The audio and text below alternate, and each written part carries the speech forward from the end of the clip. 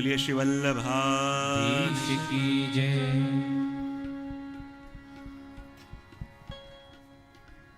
આ દિવ્ય ઉત્સવની અંદર નિમિત્ત બનેલા પરમ ભગવદીય જીતુભાઈ શાહ એવં એમનો સમસ્ત પરિવાર એવં ચતુશ્લોકીના માધ્યમથી શ્રી વલ્લભની વાણીનો પરિચય પ્રાપ્ત કરવા માટે આવેલા મારા સર્વે આત્મીયજનો, આજથી 3 દિવસ માટે શ્રી મહાપ્રભુજીની વાણી ચતુશ્લોકી અને એના માધ્યમથી વૈષ્ણવી જીવનને સાર્થકતા કરવાનું, વૈષ્ણવી જીવનને ધન્ય કરવાનો પ્રયત્ન આપણે કરીશું. અને જુઓ તો ખરા, શ્રી મહાપ્રભુજીની વાણીની કંઈક વ્યાખ્યા કરવાની છે. જોડે શ્રી વલ્લભ બિરાજી રહ્યા છે. વલ્લભ બિરાજતા હોય અને એમની જ વાણી ઉપર કંઈક બોલવાનું અવસર મળે તો એવું જ લાગે કે જેમ એક નાનું બાળક સ્કૂલેથી એના દાદાજી પાસે આવે, એના દાદાજી કહે કે બેટા શું શું ભણ્યો જરા મને બોલીને બતાવ. અને જેમ એ બાળક એની કાલી ઘેલી ભાષાની અંદર એના દાદાજીની આગળ બધી વસ્તુનું વર્ણન કરે અને પોતાના બાળકનું મન રાખવા માટે એના દાદાજી કહે, ના બહુ સારું બોલ્યો, બહુ સારું બોલ્યો. એવી જ અનુભૂતિ થઈ રહી છે મને શ્રી વલ્લભના ચરણોમાં બેસીને. એમની નિષ્ણામાં, એમની કૃપાથી, એમના જ સાનિધ્યમાં આપની જ વાણી કંઈક આપણે ચર્ચા કરવાનો પ્રયત્ન કરીશું. જુઓ, આ પૂરું થાય લગભગ 27 તારીખે અને બરાબર 1 મહિના પછી 28 તારીખે શ્રી મહાપ્રભુજીનો પ્રાગટ્ય ઉત્સવ છે. અને એવો સુંદર સંયોગ, આપણે ત્યાં ઉત્સવમાં 1 મહિના પહેલા વધાઈ બેસી જાય ને, અને આનાથી સુંદર વધાઈ આ મુંબઈ વાસીઓ માટે બીજી કઈ હોઈ શકે કે શ્રી વલ્લભના વધામણા પ્રારંભ થઈ ગયા અને એ પણ આપની વાણી, આપના ગ્રંથ દ્વારા ચતુશ્લોકીના માધ્યમથી. શ્રી મહાપ્રભુજીની વાણીને સમજવી હોય, શ્રી આચાર્યચરણના વાણીનો એ અનુભવ આપણે કરવો હોય, જેમ ઠાકોરજીએ જે વેણુનાદ કર્યો અને વેણુનાદનું શ્રવણ કરીને એ ગોપીઓ પોતાનું ઘર છોડી, પરિવાર છોડી, પોતાના આશક્તિના સ્થાનોને છોડીને ભાગતી ભાગતી ભગવાનની પાસે આવી, એમ આપણે ત્યાં કહેવાય જેમ ઠાકોરજીએ વેણુનાદ કર્યો એમ આપણા શ્રી વલ્લભે પણ વેણુનાદ કર્યો છે. ऐसी बंसी बाजी बन घन में व्याप रही धुन महामुनिन की समाधि. જેમ આપણા ઠાકોરજીએ વેણુનાદ કર્યો છે અને વેણુનાદના કરવાથી આપે જે દેવી જીવોને ખેંચી ખેંચી પોતાની પાસે બોલાવ્યા, એ જ પ્રકારે એક વેણુનાદ શ્રી મહાપ્રભુજીએ પણ કર્યો છે. અને વલ્લભનો વેણુનાદ શું છે? શ્રી વલ્લભની વાણી, શ્રી વલ્લભના ગ્રંથો, શ્રી વલ્લભનું સાહિત્ય એ સાચા અર્થમાં શ્રી વલ્લભનો વેણુનાદ છે.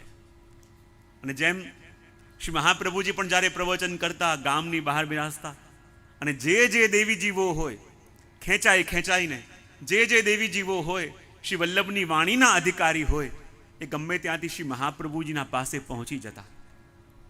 તો જેવી વાણી અને જેવી વેણુનાદ શ્રી ઠાકોરજીએ કર્યો, બરાબર એવો વેણુનાદ આપણા શ્રી વલ્લભે પણ કર્યો છે. અને એ વેણુનાદનો અનુભવ જે કરે એ જ આ પુષ્ટિ ભક્તિ માર્ગમાં આગળ ચાલી શકે, પુષ્ટિ ભક્તિ માર્ગની અંદર આગળ વધી શકે.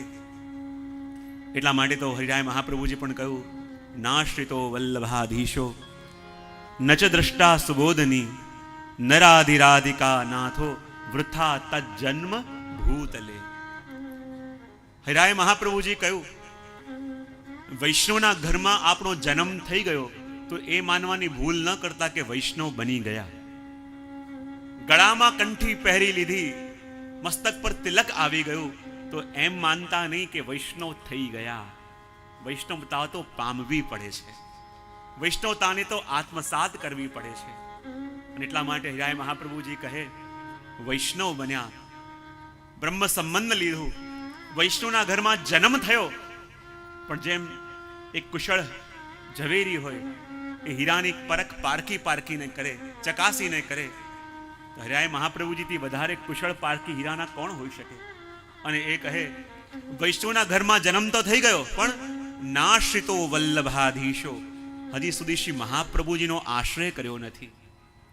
મહાપ્રભુજીની વાણી ઉપર જેને ભરોસો નથી, શ્રી વલ્લભની આજ્ઞાનું જે અનુસરણ કરતા નથી, તો વૈષ્ણવતાના બ્રહ્મા એ ભલે રહેતા હોય, પણ એ નામધારી વૈષ્ણવ હોઈ શકે, પણ એ સાચા વૈષ્ણવ હોઈ ન શકે. નાશ્રિતો વલ્લભાધીશો નચ દ્રષ્ટા સુબોધની. શ્રી મહાપ્રભુજીની ભાગવતજી ઉપરની ટીકા, સુબોધનીજીના જેને દર્શન કર્યા નથી, અને નાશ્રિતો વલ્લભાધીશો નચ દ્રષ્ટા સુબોધની નરાધી રાધિકા નાથો વૃથા તજન્મ ભૂતલે.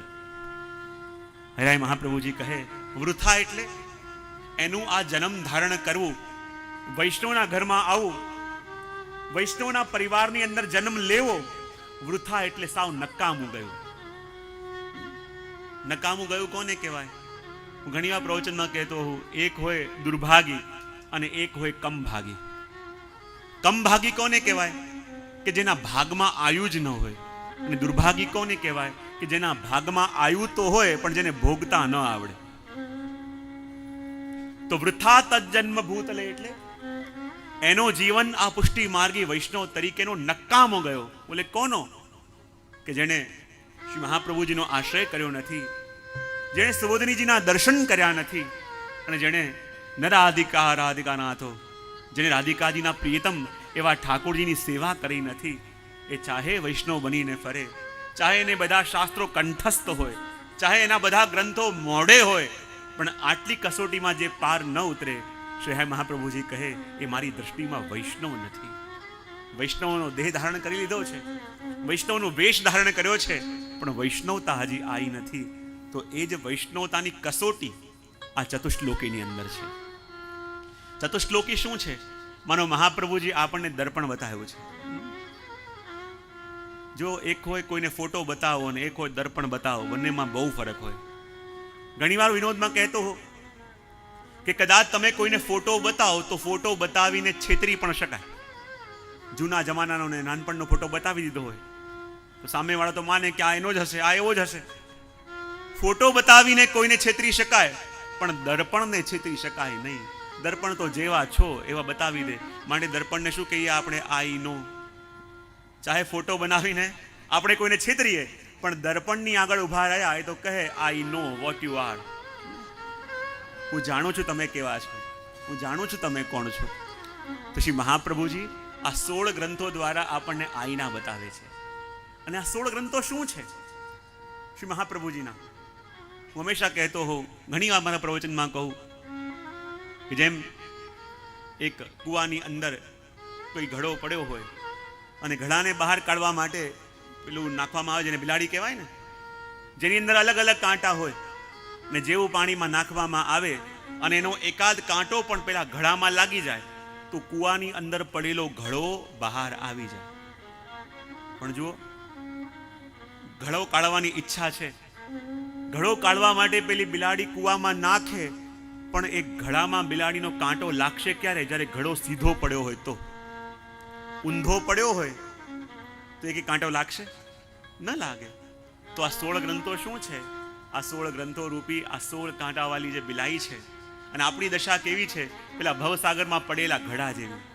અને શ્રી વલ્લભે અનુગ્રહ કરી આ 16 ગ્રંથો રૂપી આ બિલાઈ આપણા ઉપર નાખી છે.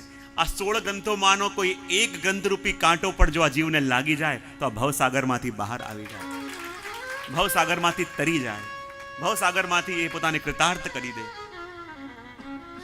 અને એટલા માટે તો અહીંયા શ્રી મહાપ્રભુજીએ અનેક અનેક ગ્રંથો રખ્યા. શ્રી ભાગવત ઉપરની ટીકા આપણી સુબોધનીજી કહેવાય, બ્રહ્મસૂત્ર ઉપરનું ભાષ્ય અનુભાષ્ય કહેવાય, પ્રકરણ ગ્રંથો પણ લખ્યા. પણ શ્રી મહાપ્રભુજીના હૃદયની નિકટ અને વલ્લભના જે સ્વતંત્ર વિચારો છે કે શ્રી મહાપ્રભુજી જે કહેવા માંગે છે, કારણ કે બ્રહ્મસૂત્રમાં અને ભાગવતમાં તો જે વ્યાસજી કહેવા માંગતા હતા પણ પ્રગટ થઈ શક્યું નહોતું, એ વલ્લભે પ્રગટ કર્યું. પણ આ 16 ગ્રંથો એ ગ્રંથ છે જેમાં શ્રી મહાપ્રભુજી જે કહેવા માંગે છે એ પોતાની સ્વતંત્ર અભિવ્યક્તિ આપે પોતાના નિજજનોને આપી છે. અને એટલા માટે આપણે ત્યાં 16 ગ્રંથોનું બીજું એક નામ શું છે? 16 ગ્રંથોનું બીજું એક નામ શું કહેવાય? વલ્લભ ગીતા. શું કહેવાય? વલ્લભ ગીતા. બોલે કેમ?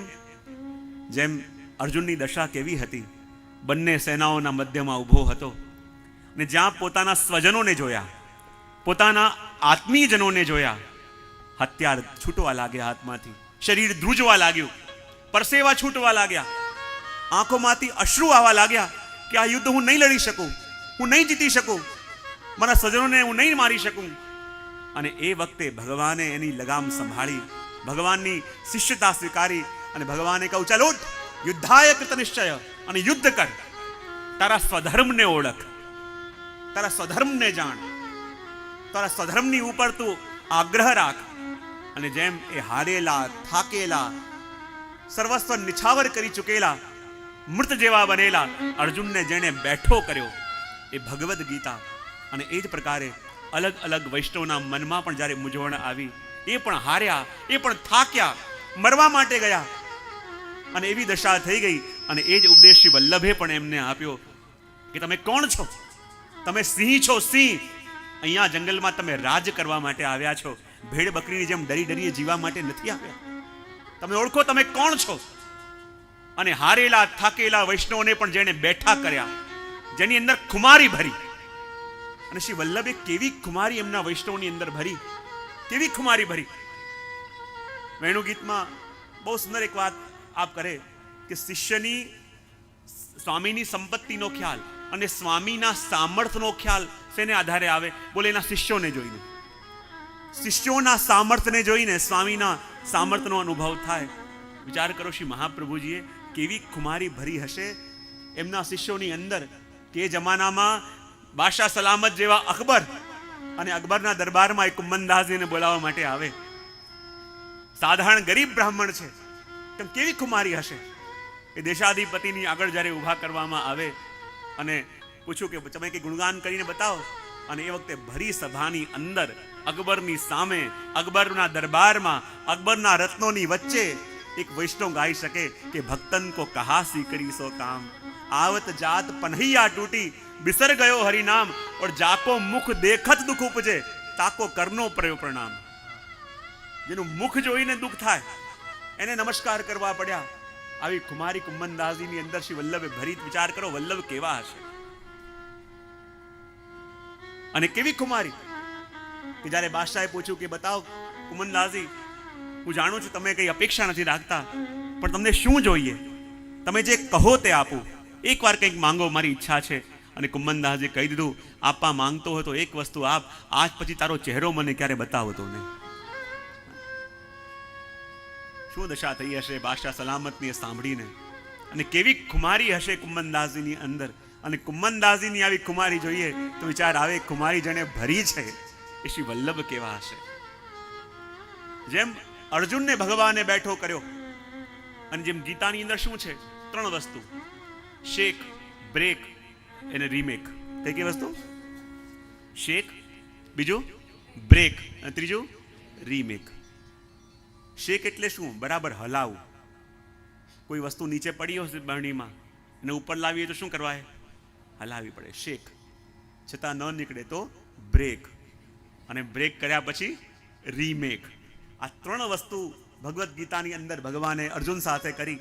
અને એ જ 3 વસ્તુ શ્રી મહાપ્રભુજી આ 16 ગ્રંથો દ્વારા વૈષ્ણવ સાથે કરી. સૌથી પહેલા શેક. એવા એવા વચનો કયા, એવા શબ્દો કયા કે વૈષ્ણવ હલી જાય, વૈષ્ણવની નિંદર ઉડી જાય. મને યાદ છે ક્યાંક વજમાં અમે ગયા અને વૈષ્ણવ જોડે હતા, અને એક વૈષ્ણવ મને કહે છે, આપણે બધા હવે છૂટા પડીએ છીએ, તો જે આપ કોઈ વાર્તાજીનો પ્રસંગ સારો કહો તો નિંદર સુંદર આવે. મેં કહ્યું, વાર્તાજીના પ્રસંગ સાંભળીને જો નિંદર આવી જાય ને તો માનું વાર્તા સાંભળી જ નથી. વાર્તા સાંભળીને નિંદર ઉડી જવી જોઈએ કે ક્યાં એ અને ક્યાં આપણે. નિંદર આવી ના જોઈએ, ત્યારે માનજો કે વાર્તાજીનું શ્રવણ આપણે કર્યું છે. આખી નિંદર આવે કેવી રીતે? ક્યાં આપણું ગૌરવ, ક્યાં આપણે અને ક્યાં આપણા આદર્શો. એ સૌભાગ્ય, એ જ સંપત્તિ આપણને મળી, જેનો ઉપયોગ એ લોકોએ કર્યો અને આપણે કેવી રીતે કરી રહ્યા છે એને આધારે આપણું નક્કી થાય. માટે શેખ સૌથી પહેલા હલાવે, પછી બ્રેક આપણી માન્યતાઓને તોડે, આપણી ખોટી ગ્રંથિઓને તોડે, આપણા દુરાગ્રહોને તોડે, ને જ્યાં બરાબર વસ્તુઓ તૂટે અને પાછી રીમેક, એક નવું સ્વરૂપ આપી, મસ્તક પર તિલક આપી, સુંદર વૈષ્ણવતાનો ગૌરવ આપી આપનું પુનઃ સર્જન કરે. એ જ પ્રક્રિયા જે ભગવદ્ ગીતાની અંદર ભગવાને કરી અને એ જ પ્રક્રિયા આ વલ્લભ ગીતાના માધ્યમથી શ્રી મહાપ્રભુજીએ વૈષ્ણવ સાથે કરી છે અને એનું દર્શન જ આપણે કરવાના છીએ. તો જેમ આપણે ત્યાં કહેવામાં આવ્યું કે જેવી રીતે શ્રીમદ ભગવદ્ ગીતા છે એ જ પ્રકારે આ વલ્લભ ગીતા પણ છે. હવે જે વલ્લભ ગીતા આપણું સર્વસ્વ કહેવાય, આપણું સર્વસ્વ નિધિ કહેવાય, મને આમાંથી એટલા બતાવજો, 16 ગ્રંથના નામ કોને આવડે છે ક્રમમાં? પાછો હાથ નીચે આવી ગયો.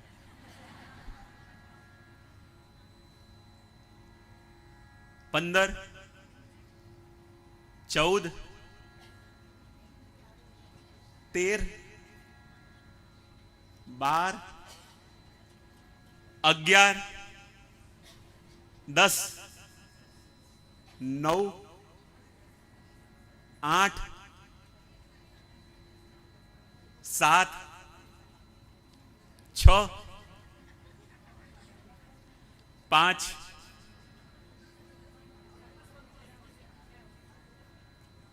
4, 5 કોને આવડે છે?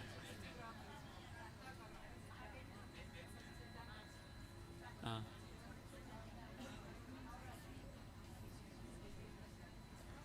આપણી વલ્લભ ગીતા અને આપણે, કેવો સુંદર સંયોગ.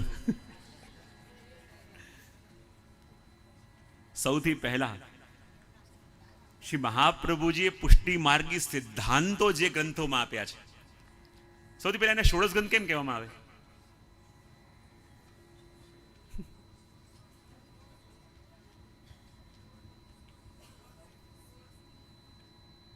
શું કેમ સન્નાટો છવાઈ ગયો? 16 એટલે શું? હા, તો 16 ગ્રંથ કેમ કેમ આવે? શું છે એમાં? 16 ગ્રંથો છે. બધા ના પાડે છે. 16 ગ્રંથ કેમ કહેવામાં આવે? 16 ગ્રંથો છે એટલે. જો આ પુષ્ટિ માર્ગના સૌથી પાયાની વસ્તુ છે, આપણા માર્ગના સૌથી પાયાના ગ્રંથો છે. કદાચ આપણને એની અંદર શું છે એ જાણતા વાર લાગે, પણ એટલીસ્ટ એના નામ તો ખબર હોવા જોઈએ.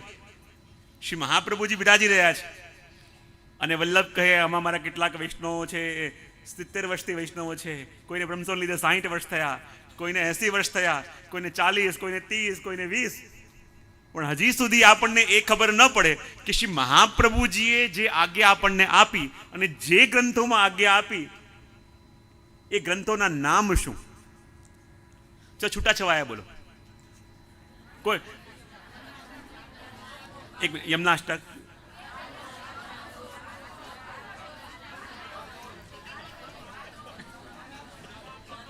હા, બાલબો, ચલો,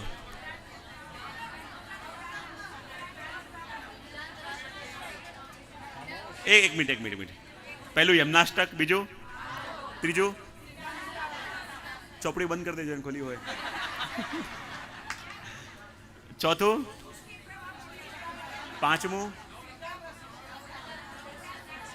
છઠ્ઠું, સાતમું,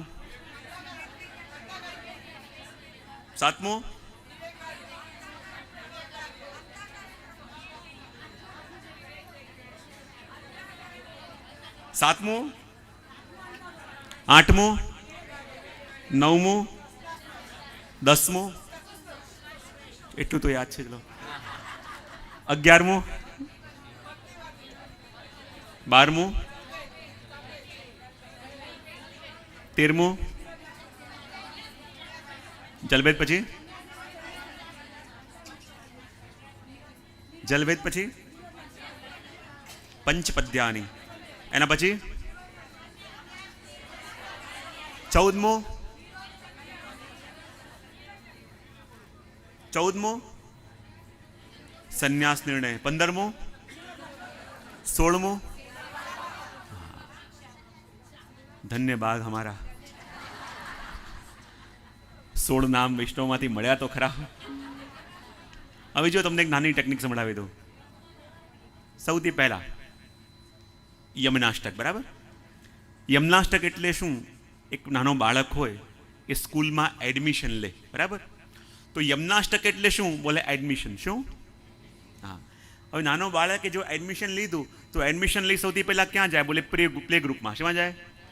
અને પ્લે ગ્રુપમાં એને બતાવવામાં આવે કે જો આ કરશે તને આ મળશે, આ કરશે આ મળશે, આ કરશે આ મળશે. એટલે પ્લે ગ્રુપ આવે અને પ્લે ગ્રુપમાં જે બતાવવામાં આવે એટલે બાલબોધ. શું? યમનાષ્ટક, બીજો બાલબોધ. હવે બાળક સ્કૂલની અંદર આવી ગયો, બધી વસ્તુ બતાવવામાં આવી. હવે સારો વિદ્યાર્થી ક્યારે બની શકે? કે જ્યારે એને બધા સ્કૂલના રૂલ્સ એન્ડ રેગ્યુલેશન ખબર હોય, બરાબર? કેટલા વાગે આવવાનું, શું કરવાનું, શું નહીં કરવાનું, બરાબર? તો સ્કૂલના રૂલ્સ એન્ડ રેગ્યુલેશન એટલે સિદ્ધાંત મુક્તાવલી. એડમિશન એટલે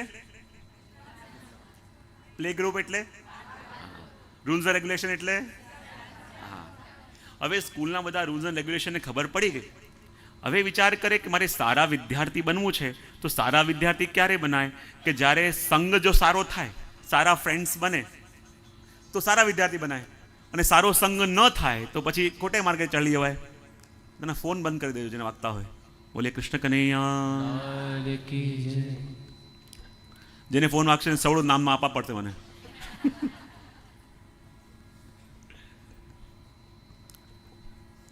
તો પહેલા યમનાષ્ટક, બાલબોધ, સિદ્ધાંત મુક્તાવલી અને રૂલ્સ એન્ડ રેગ્યુલેશન ખબર પડી.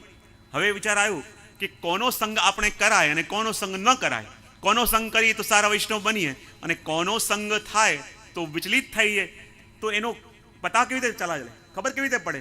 તો એનો પરિચય આપ્યો પુષ્ટિ, પ્રવાહ અને મર્યાદા. 3 પ્રકારના વિદ્યાર્થીઓ આપણી જોડે મળશે ક્લાસમાં. પુષ્ટિ પણ હશે, મર્યાદી પણ હશે અને પ્રવાહી પણ હશે. તો એમાંથી કોનો સંગ આપણે કરવો તો આગળ જઈએ અને કોનો સંગ કરીએ તો પાછળ ઠેલાઈએ. તો ચોથો ગ્રંથ કયો? સુંદર. હવે પુષ્ટિજીવોનો સંગ થયો અને પુષ્ટિજીવોનો જ્યાં સંગ થયો, સારો સત્સંગ મળ્યો, તો એની અંદર ભાવ આવશે કે જેમ આ ઠાકોરજી સાથે જોડાયેલો છે તો હું પણ ઠાકોરજી સાથે કેવી રીતે જોડાઉં, મારો પણ બ્રહ્મ સંબંધ કેવી રીતે થાય. માટે 5મો ગ્રંથ આવ્યો સિદ્ધાંત રહસ્ય, બ્રહ્મ સંબંધ કરણાત, બરાબર? સિદ્ધાંત રહસ્ય. પહેલો ગ્રંથ કયો? Play group, rules and regulation, કોનો સંગ કરાય ન કરાય. વાહ, શું વાત છે. 5મો. હવે 5મો એટલે સિદ્ધાંત રહસ્ય. હવે બ્રહ્મ સંબંધ એનો થયો તો ખરા, પ્રભુને સર્વ સમર્પિત કરી તો ચૂક્યો, પણ એના મનની અંદર એક ચિંતા જાગી, એના અંતઃકરણમાં ચિંતા જાગી કે મેં તો ઠાકોરજીને સર્વ સમર્પણ કર્યું, પણ ઠાકોરજીએ મારો સ્વીકાર કર્યો હશે કે કેમ? એ ચિંતા જાગી ભક્તના અંતઃકરણમાં. ક્યાં જાગી?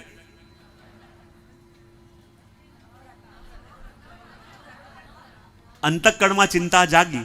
એટલે મહાપ્રભુજી શું કહ્યું? ચિંતા કાપી ન કાર્યા. બરાબર? કયો ગ્રંથ આવ્યો?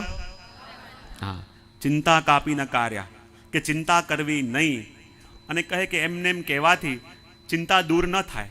ચિંતા દૂર ક્યારે થાય? કે જ્યારે એ વસ્તુ આપણા અંતઃકરણમાં દૃઢ થાય. કયો ગ્રંથ આવ્યો? આપણા અંતઃકરણમાં વસ્તુ દૃઢ થાય ત્યારે ચિંતાઓ દૂર થાય. તો કહેવાય કે અંતઃકરણમાં વસ્તુ દૃઢ ક્યારે થાય? કે જ્યારે 3 વસ્તુ આપણી પાસે હોય. વાહ.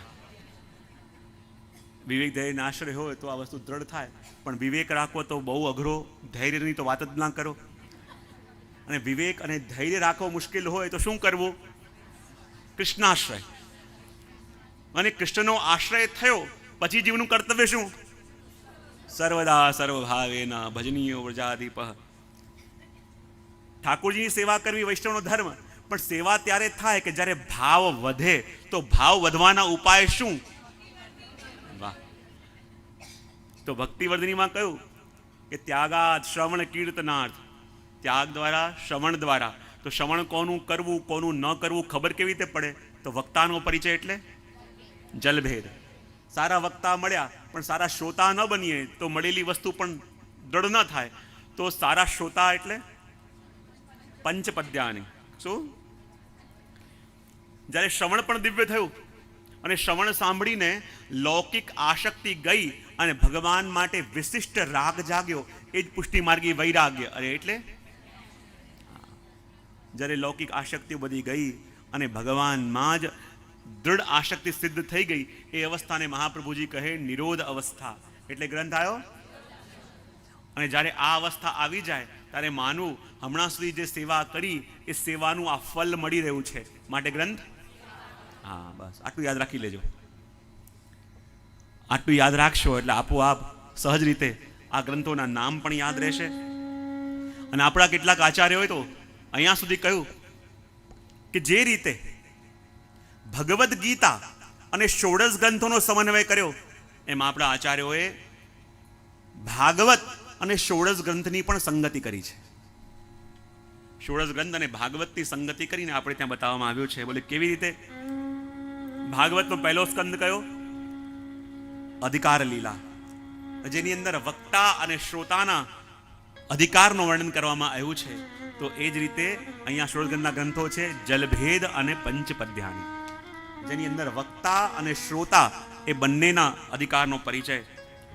દ્વિતીય સ્કંદ એટલે કે તત્વજ્ઞાન અને મનપ્રસાદ ઇત્યાદિ, એની સંગતિ કરી યમનાષ્ટક દ્વારા. મનસી મેં સદાસ્તીયતામ. ત્રીજો શ્લોક બતાવ્યો, ત્રીજો ગ્રંથ સર્ગલીલા, જેની અંદર બંધન મુક્તિ ઇત્યાદિનું વર્ણન કરવામાં આવ્યું અને એની સંગતિ કરી પુષ્ટિ પ્રવાહ મર્યાદા ગ્રંથ સાથે. ચોથો સ્કંદ જેની અંદર 4 પુરુષાર્થોનું વર્ણન કર્યું પણ એ બાલભોજ સાથે સંગતિ કરી, કારણ કે આને બચશો તો આ મળશે, આ કરશો તો આ મળશે, એ બધી વસ્તુ દ્વારા. પંચમ સ્કંદ દેશ કાળ પ્રાકૃત પદાર્થોનું વર્ણન કર્યું, એની સંગતિ કરી અંતઃકરણ પ્રબોધ સાથે.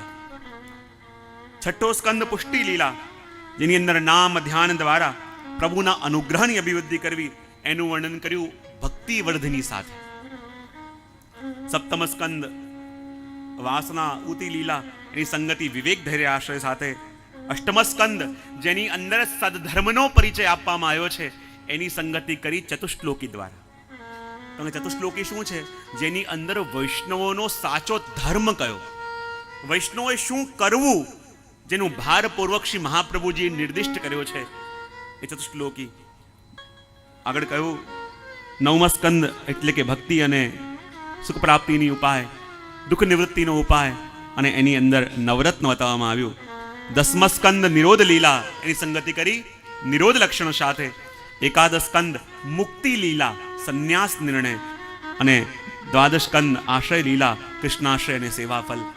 એમ જેવી રીતે ભગવદ્ ગીતા અને વલ્લભ ગીતાનો સમન્વય કરવામાં આવ્યો છે, બરાબર એ જ રીતે આપણે ત્યાં શ્રીમદ ભાગવતના એક એક સ્કંદ અને ષોડશ ગ્રંથોના એક એક ગ્રંથનો પણ સમન્વય કરવામાં આવ્યો છે.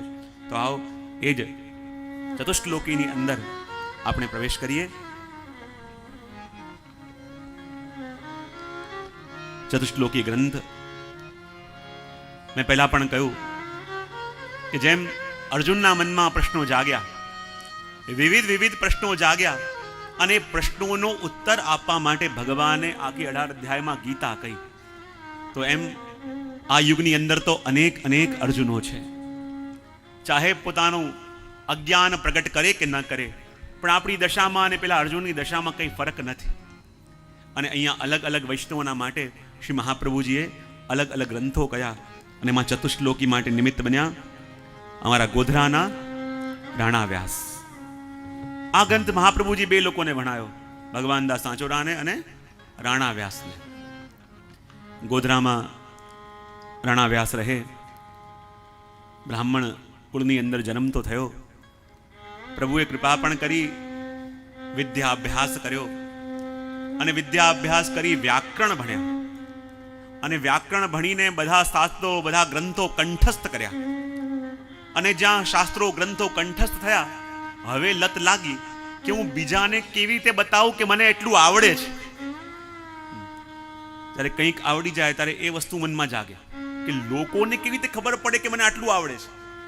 અને જ્યારે આ ભાવ એમના મનમાં જાગ્યો, એમણે બધા વિદ્વાનોને પડકાર્યા કે તમે આવો અને મારી સાથે ચર્ચા કરો. એક એક કરી ગુજરાતના વિદ્વાનોને હરાવા લાગ્યા, પરાસ્ત કર્યા. સંપત્તિનું મત તો હતું ને જ્ઞાનનું મદે આવ્યું. ને જ્યાં એક એક કરીને હરાવા લાગ્યા, અને હંમેશા કહેતો હોઉં કે ઠાકોરજી કંઈક કલા આપે, ઠાકોરજી કંઈક આવડત આપે, અને આવડતની અંદર ભગવદ કૃપા દેખાય તો એ કલા આપણને તારે. પણ આપણી અંદર કંઈક આવડત હોય અને એમાં આપણે આપણું પુરુષાર્થ માનવા લાગીએ તો સમજી લો એ જ વસ્તુ આપણને એક દિવસ પાણીમાં બોળે. થયું પણ એવું જ. એક એક કરીને ગામના બધા વિદ્વાનોને પરાસ્ત કર્યા. વિચાર આવ્યો કે મારાથી વધારે જ્ઞાની આ જગતમાં કોણ હોઈ શકે? આ બધા ગુજરાતના વિદ્વાનોને તો હરાવ્યા, પણ વિદ્યાની ભૂમિ કહેવાય કાશી. એવું કરું, કાશી જવું અને કાશીમાં જઈને મોટા મોટા વિદ્વાનો હોય એમને પડકાર કરીશ. અને એકવાર કાશીના વિદ્વાનોને હરાવ્યા, કાશીના વિદ્વાનોને પરાસ્ત કર્યા તો આ દુનિયામાં કોઈનું સામર્થ્ય નથી કે મારી આગળ ટકી શકે. એમ વિચાર કરી અને કાશી ગયા. બોલે વિદ્યાની નગરી છે, મોટા મોટા વિદ્વાનો છે, અને મોટા મોટા વિદ્વાનોને હરાવું. એમ વિચાર કરી કાશી પહોંચી તો ગયા. પણ હું ઘણીવાર પ્રવચનમાં કહેતો હોઉં કે ભગવાન પોતાના ભક્તોની બે વસ્તુ સહન ન કરે. બે વસ્તુ આવે તરત લઈ લે. એક તો ભક્તના હૃદયમાં ભાવ જાગે, એ પણ પ્રભુ લઈ લે, અને મદ આવે એ પણ ભગવાન લઈ લે, ટકવા ન દે. ભગવાન કે મત તો મેં મારી ગોપીઓનું સહન ન કર્યું, યશોદા મૈયાનું સહન ન કર્યું, તો બીજાનું કેમ સહન કરું? થયું પણ એવું. કાશીમાં ગયા તો ખરા, મોટા મોટા વિદ્વાનોને પડકાર કર્યા, પણ એવી દશા થઈ ગઈ કે જ્યાં એમની આગળ કોઈ ગુજરાતમાં ટકી શકે એમ હતું નહીં. કાશીમાં નાના નાના બાળકોએ પણ એમને હરાવ્યા અને મોટા મોટા વિદ્વાનોએ પણ હરાયા. એમને લાગ્યું કે આ તો બહુ મોટો વિદ્વાન લાગે છે, બીજો થોડો સાધારણને ગોતું, એમણે પણ હરાયા. નાના નાના વિદ્યાર્થીઓ સાથે ગયા તો એમણે પણ હરાવ્યા. અને એવી દશા થઈ ગઈ, એવી દશા થઈ ગઈ કે જે જ્ઞાનનો મદ લઈને આવ્યા હતા, જે જ્ઞાનનું દર્શન કરવા માટે આવ્યા હતા, હવે એ જ જ્ઞાનને એમને બોલ્યા. અને એટલી બેઇજ્જતી થઈ ગઈ કે હમણાં ને હમણાં ભૂમિ માર્ગ આપી દે તો હું સમાઈ જાઉં, જીવવું જ નથી મારે. જે જ્ઞાનનું મને એટલું મદ હતું અને એને કારણે મારે એટલું અપમાનિત થવું પડ્યું, એટલું લજ્જિત થવું પડ્યું, હું જીવીને શું કરું? એને કરતા એવું કરું, ગંગાજીમાં જઈને ડૂબી મરું અને મારી જાતને સમાપ્ત કરી નાખું. એમ વિચાર કરી દિવસમાં આવીને રણાવ્યાસ બેઠા છે ગંગાજીના તટ ઉપર. વિચાર આવ્યો હમણાં તો લોકોની અવર જવર છે, થોડું અંધારું થાય પછી હું ગંગાજીના જલમાં ડૂબી જઈશ અને પોતાના દેહને સમાપ્ત કરી દઈશ. હવે મારે જીવવું જ નથી.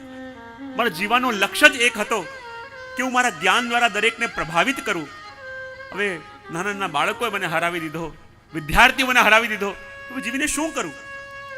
એમ કરતા કરતા થોડુંક અંધારું થવા આવ્યું. જ્યાં સાયંકાલ થઈ ને ત્યાં જ મહાપ્રભુજી એમના સેવકોને લઈને ગંગાજીના તટ પર પધાર્યા. અને જ્યાં શિષ્યની અંદર પાત્રતા આવી જાય, જ્યારે કોઈને શરણે લેવાનું હોય ત્યારે ગોતતા ગોતતા વલ્લભ પધારે. અને ગંગાજી એટલે કોણ? યમુનાજી સાથે સંગમ થયો અને ગંગાજી પણ એ જ પુષ્ટિફલદાતા થયા. અને એ જ ગંગાજીના તટ ઉપર જ્યારે રાણાવ્યાસ બેઠા છે, શ્રી મહાપ્રભુજી પધાર્યા, જોડે વૈષ્ણવ છે. ને જેવા મહાપ્રભુજી બિરાજમાન થયા, એમનું તેજ એવું હતું જાણે સૂર્યનો ઉદય થઈ ગયો. રાણાવ્યાસ વિચાર કર્યા, કોણ છે આ? કોણ હશે? મનમાં વિચાર કરતા હતા. હમણાં અંધારું થાય અને ગંગાજીમાં કૂદીને હું ડૂબી મરું, પણ ચલો કોઈ મહાપુરુષના દર્શન તો થયા, પાસે જઈને સાંભળું શું ચર્ચા થઈ રહી છે. અને ત્યાં જ કૃષ્ણદાસે હાથ જોડીને વલ્લભને વિનંતી કરી, કૃપાનાથ, મારા મનમાં એક જિજ્ઞાસા છે, કૃપા કરી આપ એ જિજ્ઞાસાનું સમાધાન કરો. શ્રી મહાપ્રભુજી ક્યાં પૂછો? બોલે કૃપા કરીને બતાવો, આ ગંગાજી ભલે મોક્ષદાત્રી છે, જે પણ ગંગાજીના તટ પર આવે ગંગાજી દરેકને મોક્ષ આપે, પણ કોઈ આત્મહત્યા કરવા માટે જો ગંગાજીમાં કૂદે તો શું એની સદગતિ થાય કે દુર્ગતિ થાય? અને રાણાવ્યાસ એકદમ ચોંક્યા. જે કાર્ય કરવા માટે પોતે આવ્યા હતા અને એ જ પ્રશ્ન પૂછ્યો કૃષ્ણદાસજીએ. અને વલ્લભે શ્રવણ કરીને કહ્યું કે જુઓ, ગંગાજી ભલે મોક્ષદાત્રી છે, પણ નેત્રો બંધ કરી સમાધિની પરમ અવસ્થા પ્રાપ્ત કરી એમાં પ્રવેશ કર્યો હોય તો સદગતિ થાય. પણ કોઈ અપમાનના બીકે યા નુકસાનના બીકે યા પોતાના અપમાનનો અનુભવ કરી જો એ ગંગાજીમાં ડૂબી મરે તો એ મોક્ષદાતી ગંગાજીમાં ડૂબવાથી પણ એનો ઉદ્ધાર ન થાય. 7 જન્મો સુધી ભટકવું પડે એને. જ્યાં આ પ્રશ્ન સાંભળ્યો, આ ઉત્તર સાંભળ્યો અને કૃષ્ણ સાચુરા ચોંકી ઉઠ્યા, વિચાર કરવા લાગ્યા, અરે આ શું? જે ગંગાજીમાં હું ડૂબવા જતો હતો જે ગંગાજી મોક્ષદાત્રી છે. રાણાવાસ વિચાર કરે કે જો આમાં પડવાથી અને આત્મહત્યા કરવાથી જો દુર્ગતિ થાય તો 7 જન્મો સુધી મારે ભટકવું પડશે. હવે કરું શું? જે વલ્લભના શરણમાં હું આવ્યો છું, મરવા જઈશ તો ઉદ્ધાર નથી, પણ એના કરતા આ વલ્લભના શરણમાં જવું તો કદાચ મારો ઉદ્ધાર થાય. કદાચ મારી જે હૃદયની ચોટ છે એ ચોટ ઓછી થાય, મારી હૃદયની જે પીડા છે કદાચ ઓછી થાય. એમ વિચાર કરી શ્રી વલ્લભના શરણમાં ગયા. કૃપાનાથ પોતાના મનની વાત સ્વીકાર કરી કે આવી રીતે અપમાનના ભયથી અપમાનિત થઈને હું મરવા માટે આવ્યો હતો, પણ આપની જ્યાં વાણી સાંભળી મને લાગ્યું આપે પ્રશ્નનો જવાબ તો બીજાને આપ્યો, પણ ચોક્કસ આપે કૃપા મારા ઉપર કરી છે. આપના શરણમાં આવ્યો છું, કૃપા કરી મને શરણે લો. આ પ્રભુજી કહું જાઓ સ્નાન કરીને આવો. સ્નાન કરીને આવ્યા, શરણે લીધા અને શરણે લઈ એમને ચતુશ્લોકી ગ્રંથનો અભ્યાસ કરાયો. અને જ્યાં ચતુશ્લોકી ગ્રંથનો અભ્યાસ કરાયો, આ ચતુશ્લોકી ગ્રંથની અંદર પુષ્ટિ માર્ગી વૈષ્ણવના ધર્મ, પુષ્ટિ માર્ગી વૈષ્ણવના અર્થ, કામ અને મોક્ષ, આ ચારેનો નિર્દેશ કરવામાં આવ્યો છે. જો પુરુષ કોને કહેવાય? કે જે ચારે પુરુષાર્થોને સાધે એને કહેવાય પુરુષ. અને જેટલા પણ મનુષ્યો આ જગતની અંદર આવ્યા છે, દરેકનો ઉદ્દેશ શું છે? કોઈ કે અમારે બંધનમાંથી છૂટવું છે, કોઈ કે અમારે સફળ થવું છે, કોઈ કે અમારે પ્રભુને પામવું છે. પણ એના પામવાના ઉપાય 4 જ છે: ધર્મ, અર્થ, કામ અને મોક્ષ. જેટલા પણ મનુષ્ય જગતની અંદર કાર્ય કરે છે, જગતની અંદર રહી રહ્યા છે, જગતની અંદર પ્રવૃત્તિ કરે છે, એમના 2 જ ઉદ્દેશ છે. એક તો દુઃખની નિવૃત્તિ અને બીજું સુખની પ્રાપ્તિ. કયા કયા? અડધા લોકો ભાગી રહ્યા છે દુઃખ દૂર કરવા, મંદિરોમાં જાય, ત્યાં જાય, ત્યાં જાય, આ કરે, પેલું કરે. બોલે શા માટે? બોલે અમારા દુઃખો દૂર થાય. અને અડધા લોકો દુનિયામાં ભાગી રહ્યા છે, બોલે શેના માટે? સુખની પ્રાપ્તિ માટે, કે અમને સુખ મળે, અમને પેલું મળે, અમને આ મળે, અમે પેલું મેળવી લઈએ. તો અડધી દુનિયા ભાગે છે દુઃખ દૂર કરવા અને અડધી દુનિયા ભાગે છે સુખ પ્રાપ્તિ માટે. અને દુઃખની નિવૃત્તિ માટે પણ 4 ઉપાય બતાયા: ધર્મ, અર્થ, કામ અને મોક્ષ. અને સુખની પ્રાપ્તિ માટે પણ 4 ઉપાય બતાયા: ધર્મ, અર્થ, કામ અને મોક્ષ. બોલે દુઃખની નિવૃત્તિ માટે પણ આ 4 અને સુખની પ્રાપ્તિ માટે પણ આ 4. બોલે હા. અને જો આ ધર્મ, અર્થ, કામ, મોક્ષ, આ 4 પુરુષાર્થ બતાયા ને, અને દરેકની દ્રષ્ટિકોણ પ્રમાણે આ 4 અર્થ અલગ અલગ થાય. દુઃખની નિવૃત્તિ અને સુખની પ્રાપ્તિ એ માણસોનો જન્મસિદ્ધ અધિકાર છે. હવે જો દુઃખની નિવૃત્તિ કેવી રીતે થાય અને સુખની પ્રાપ્તિ કેવી રીતે થાય? આપણે શું કરીએ છીએ? આપણે જે પણ અનુભવ કરીએ છીએ આ જન્મમાં, એનો આધ્યાત્મિક અર્થ સમજાવો. આ જન્મની અંદર આપણે જે પણ ફેસ કરીએ છીએ, જે પણ તકલીફો ભોગવીએ છીએ, જે પણ કષ્ટોનો અનુભવ કરીએ છીએ, શું છે? આપણે ત્યાં કહેવામાં આવે કે ગયા જન્મના કર્મો આપણા એવા હશે. તો જો થોડોક આધ્યાત્મિક અર્થ સમજીએ આપણે, તો આપણે ત્યાં 3 પ્રકારના કર્મ બતાયા: એક સંચિત કર્મ, ક્રિયમાણ અને પ્રારબ્ધ. કેટલા? સંચિત કર્મ, ક્રિયમાણ અને પ્રારબ્ધ. સૌથી પહેલા આપણે જોઈએ કે ક્રિયમાણ એટલે શું? માણસ કર્મ કર્યા વિના એક ક્ષણ પણ રહી ન શકે. આમ જુએ છે, આમ બોલે છે, આમ ઊભો થયો, આમ બેઠો, આમ કર્યું, પેલું લીધું, આ કર્યું, આ બધું કર્મ જ છે. અને જેટલા જેટલા પણ કર્મ આપણે કરીએ એ કર્મનું ફળ માણસે ભોગવવું પડે. તો જે પણ કર્મ આપણે કરીએ છીએ, કર્મ 2 પ્રકારના: એક નાના અને એક મોટા. નાનું કર્મ તમે કરો એનું ફળ તમને તરત મળી જાય. જલ પીધું, ફળ મળી ગયું, તરસ મટી ગઈ. ભોજન કર્યું, ભૂખ મટી ગઈ, બરાબર? તો એનું ફળ તરત મળે. પણ મોટા જે કર્મો આપણે કરીએ, પાપ કે પુણ્ય, એ આપણા નામે સ્ટોર થાય. શું થાય?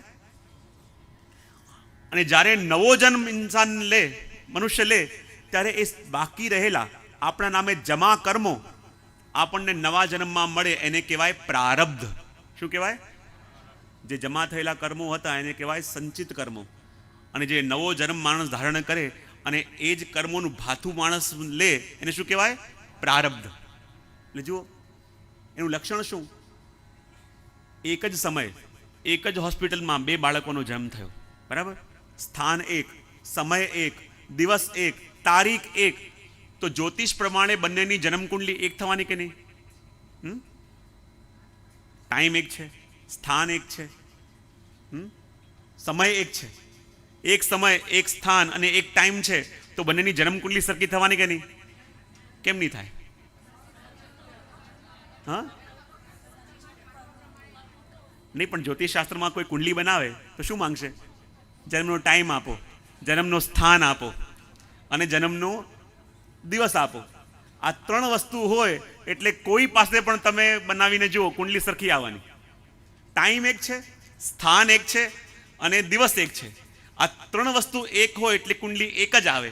અને બે બાળકોનો જન્મ એક જ હોસ્પિટલમાં થયો, જોડે જોડેના ખાટલામાં થયો, એક જ દિવસે, એક જ ટાઈમે અને એક જ સ્થાનમાં. જ્યોતિષશાસ્ત્ર પણ બંનેની કુંડલી એક જ થવાની, પણ એકનો જન્મ રાજાના ઘરમાં અને એકનો ઝૂંપડામાં થયો. આ શું બતાવે છે? પ્રારબ્ધ. જેવા પ્રારબ્ધ આપણે લઈને આવ્યા છે એ હિસાબે માણસને સુખ અને દુઃખ ભોગવવા પડે. અને એટલા માટે કહેવામાં આવે, ઘણા કહે અમે જીવનમાં કંઈ ખોટું કર્યું નથી, કંઈ ખોટું કરતા નથી, પણ આટલી બધી વિપત્તિઓ અમારા ઉપર. અને ઘણા લોકો કહે, જુએ કે સાવ ખોટું જીવન જીવે છે, બધું ખોટું કરે છે, પણ એ આપણને સુખી જીવતો દેખાય, એ આનંદથી જીવતો દેખાય, એને બધી સફળતાઓ મળતી હોય, બધા કામ એના સીધા પડતા હોય. આપણને લાગે આ બધું શું છે? અમે આટલું નીતિમય જીવન જીવીએ છીએ, અમારી સાથે આવું, અને એ સાવ ખોટો છે અને એની સાથે આટલા જલસા. એ શું બતાવે છે? કે જેવા સંચિત લઈને આવ્યા એ સંચિતના હિસાબે માણસને દુઃખ અને સુખ મળે. અને જો એક વસ્તુ સમજજો, કોઈ માણસ હોય, બરાબર, લગભગ 50 કે 60 વર્ષ થયા હોય એના, અને 60 વર્ષ એના થયા અને તમે એને પૂછો કે આ આખા 60 વર્ષમાં તમે જે જે કર્યું એ અક્ષરશઃ મને તમે કહીને સંભળાવો, તો એ વસ્તુ કહેવામાં એને કેટલો ટાઈમ લાગવો જોઈએ?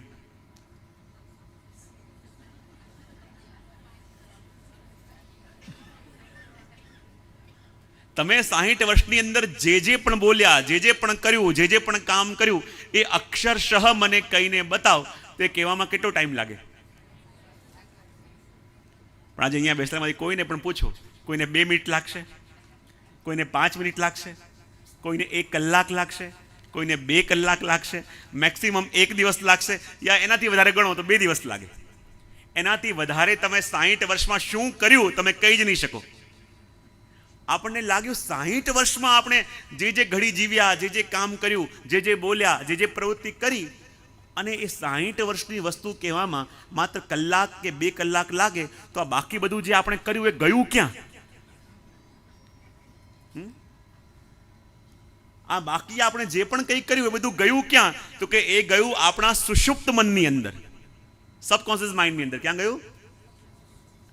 અને એ જે સબકોન્શિયસ માઇન્ડની અંદર આપણે સ્ટોર કર્યું છે એના આધારે જ માણસે સુખ અને દુઃખ ભોગવવા પડે. અને સુખની નિવૃત્તિ માટે, સુખની પ્રાપ્તિ માટે પણ ધર્મ, અર્થ, કામ, મોક્ષ, અને દુઃખની નિવૃત્તિ માટે પણ ધર્મ, અર્થ, કામ ને મોક્ષ. અને ઘણી વાર કહું ને, 60 વર્ષમાં આપણને ખાલી 2 કલાક બોલી શકીએ, 2 દિવસ બોલી શકીએ, તો આટલા બધા વર્ષોના સારા ખોટા બધા કામો આપણા નામે સ્ટોર થયા. અને એટલા માટે કેટલાય જન્મો આપણે લીધા, તો કેટલું ભેગું કર્યું છે વિચાર કરો. ઘણા નથી કહેતો કે દરેકની માણસની પાછળ સંચિત કર્મો કેટલા છે? બોલે 7 હિમાલય ભરાય એટલા. કેટલા? 7 હિમાલય ભરાય એટલા સંચિત કર્મો આપણા બધાની પાછળ લાગેલા છે. અને આ કર્મો એવા છે કે ભોગવ્યા વિના એ ક્યારે પણ એનો નાશ ન થાય, ભોગવવા જ પડે. તમારી પાછળ એટલા પુણ્યો છે તો એ ભોગવવા માટે આવવું પડે, અને એટલા પાપ હોય તો એ ભોગવવા માટે પણ આવવું પડે. બેડી સોનાની હોય કે લોઢાની હોય, બેડી તો બેડી જ કહેવાય. તો આપણને લાગે કે એ પાપ અને પુણ્યથી છૂટવું હોય તો માણસે કરવું શું? એ જ્યારે નીલ થાય, એ જ્યારે એનું બેલેન્સ થાય, ત્યારે માણસ એના ફેરામાંથી છૂટે. તેનું બેલેન્સ કરવું કેવી રીતે? તો કહેવાય કે જેમ એક રૂનો ભરેલો ઢગલો હોય, એક રૂથી આખો હિમાલય ભરેલો હોય, એ રૂના ઢગલામાં તમે એક દિવાસળી સળગાવીને એમાં નાખો તો શું થાય? શું થાય? બળીને ભસ્મ થઈ જાય. એ જ પ્રકારે કહેવામાં આવે કે ભલે આપણી પાછળ કર્મોના મોટા ઢગલા છે, પણ જેને સૌથી પહેલા પોતાના સ્વરૂપનું જ્ઞાન થઈ જાય કે હું કોણ છું, હું કોનો છું, હું શા માટે અહીંયા આવ્યો છું, મારું કર્તવ્ય શું છે, તો એ સમજી લો કે એક માચીસ પ્રગટાવીને, એ દિવાસળી પ્રગટાવી તમે એ રૂના ઢગલા ઉપર નાખી. બીજી વસ્તુ, કેટલાય સ્ટોર કર્મ થયેલા હોય, કોઈના આશીર્વાદ મળે તો એ આશીર્વાદથી પણ એ કર્મો નષ્ટ પામે. કોઈ પણ તમે એક મંત્ર દીક્ષિત થઈને એ મંત્રનો અહર્નિશ જાપ કરો, તે મંત્રના જાપથી પણ એ કર્મો નષ્ટ પામે. ત્રીજી વસ્તુ કહી, સમર્પિત જીવન જીવો, કે જે પણ કરો છો પોતાનું નહીં, આ ઠાકોરજીનું છે અને ઠાકોરજીનું જ કાર્ય હું કરી રહ્યો છું, તો આમ કરો તો એ પણ નષ્ટ પામે. કારણ કે બે વસ્તુ કરવાની છે, એક તો જે જૂના ભેગા કર્યા છે બાળવાના છે અને નવા થતા અટકાવવાના છે.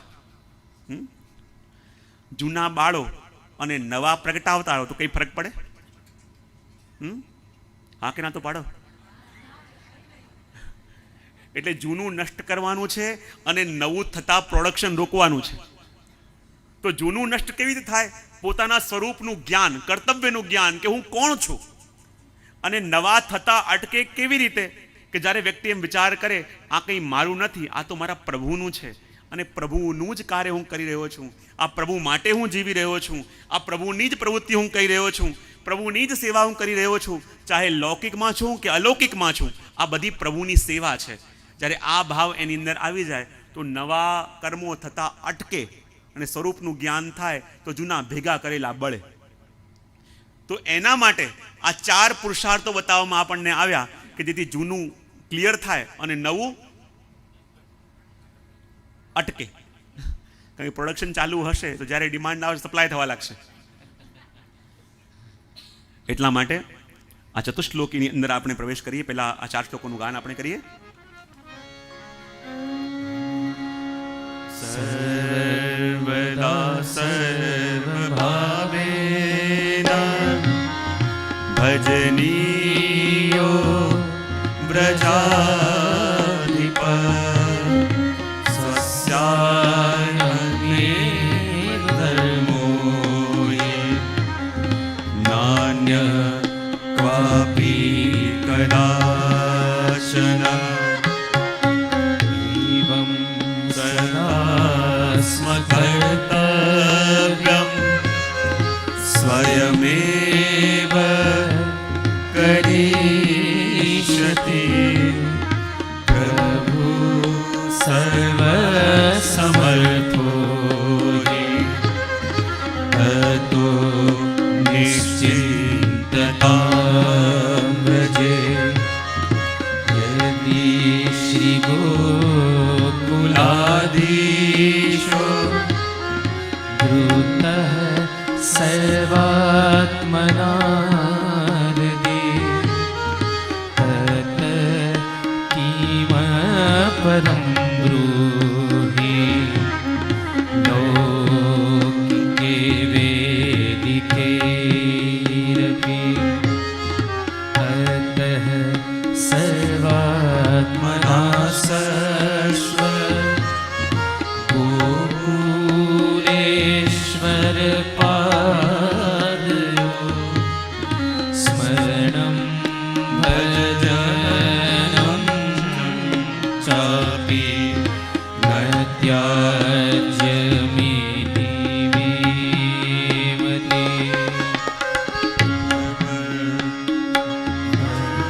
ભાવેન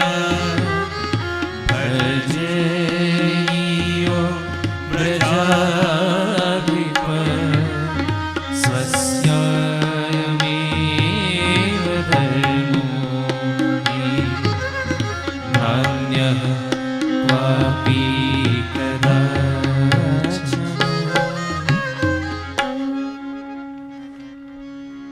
આ ચતુશ્લોકી ગ્રંથ અને આપણી ત્યાં કહેવામાં આવે આ ચતુશ્લોકીની અંદર જે હાર્દ છે એ જ હાર્દ શ્રીમદ ભાગવતમાં રહેલા વૃત્રાસુર ચતુશ્લોકીની અંદર પણ છે.